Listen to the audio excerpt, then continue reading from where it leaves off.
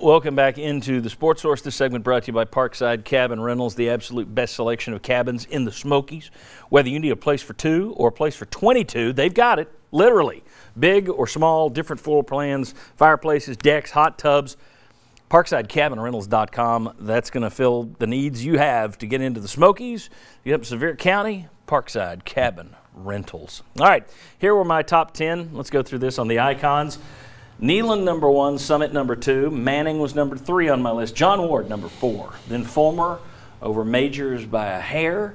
Condredge Holloway, Bernard King, Ray Mears, and Chris Lofton. Now, let's take a look at who didn't make my cut. Here were the next 5 out. We'll do it like Joe Lenardi, next 4 in. These are the first 5 out.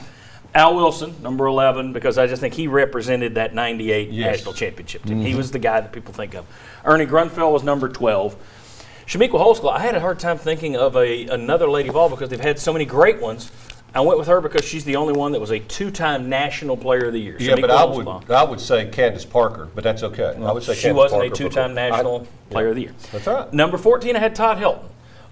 If he hadn't played, baseball's not one of the big ones at UT. No knock on baseball, but we know what the money sports are over there. But he was also the football player there before Manning. He took over. He had a great win at Georgia when he was quarterback. I put Todd Helton on my list at number 15. Yes. I started to do this simply because it is so unique to Tennessee. I don't know that you'd have 2 guys like this who are your off-field guys. You wouldn't. There's no reason to know these guys, but they did radio back before there was any other radio out there in terms of their show that was on for decades and decades. Everyone knew, loved Haywood Harris, Gus Manning.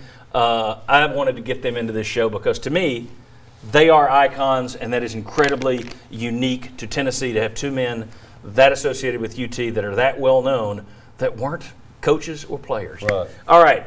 Tell me about Al Wilson. You got 30 seconds. Al Wilson, to me, was just like the inspirational and physical force on that whole national championship team. He gives a pep talk. He demanded that other people play, kind of give that same kind of effort he did. He deserves to be in the top 5. Okay. Jimmy, 30 seconds on why you had Manning I over didn't say which one. Gus or Peyton? I went with Peyton because I think that football, and you said it earlier, Tennessee's a football school, and I think people care more about football than they do any other sport at Tennessee. And therefore, with Peyton Manning being the all-time greatest player at Tennessee, I think he is more revered because of that, because it's football, and people care more about football. Anybody else we haven't mentioned that should be on there that would have made your top 10? I actually had Candace Parker in my top 10. Okay. But I had Bruce Pearl close. You went with the people who have – there are people that like Dickey and there are people that hate Dickey. There are people that like Bruce Pearl, there are people that hate Bruce Pearl. So you're just Mr. Controversy. That's why I went Chris Lofton. But if you don't have Bruce Pearl, you don't. There's some people that love that argument. All right. If you don't have Davy Crockett. Very good. When we come back, what about the people who are on campus right now, the coaches, the players, the administrators? Is there anybody who's the most likely to become a Tennessee icon?